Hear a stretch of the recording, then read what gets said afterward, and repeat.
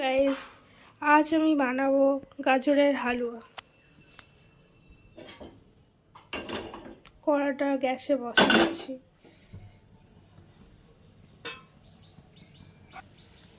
ঘি দেব বেশি করে। ঘিটা গরম হবে।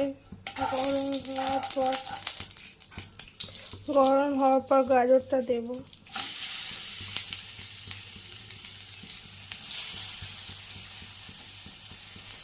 গ্যাস অল্প, একদম লো ফ্লেমে থাকবে। দিয়ে নাড়তে থাকবো।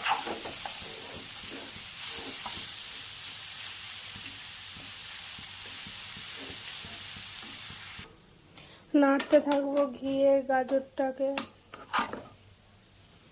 প্রায় 10 থেকে 15 মিনিট মতন হয়ে গেলে দেন দুধ দেব। ভালো করে ভাজবো।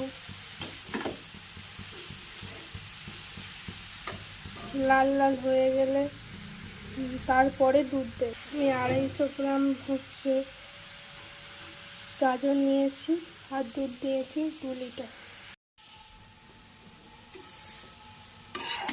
গাজরটা যখন এরকম হালকা হালকা অরেঞ্জ কালার হয়ে যাবে, একটু কালারটা চেঞ্জ হয়ে যাবে, এরপর এখন আবার ঘি অ্যাড করেছি, তারপরে এখন অ্যাড করবো দুধ।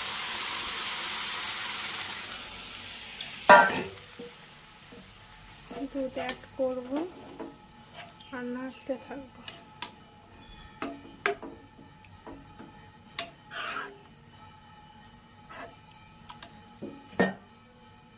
পুরো দুধটাই প্রায় দিয়ে দেব।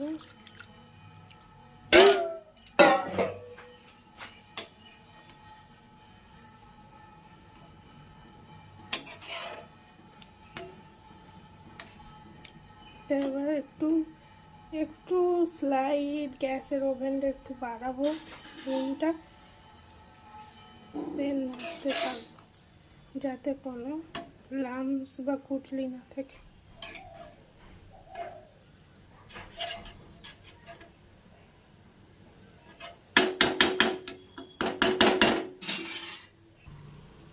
এবার আস্তে আস্তে এটা ফুটতে থাকো।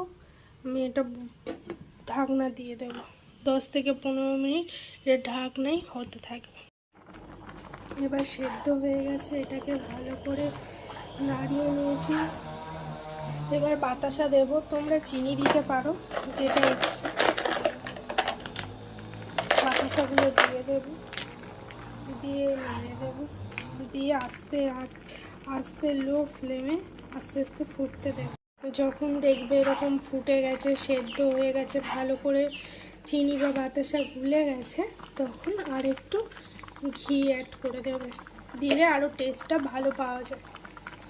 দিলে এটা আস্তে আস্তে ফুটবে আর 5 মিনিট মতন, দেন তারপর নামিয়ে নিতে হবে।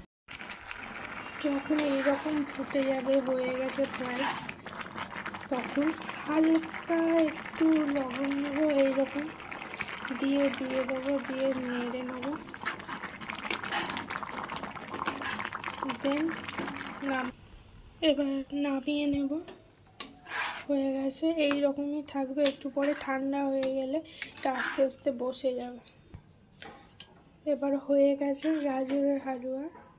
তারপরে নামিয়ে নেব সুন্দর করে।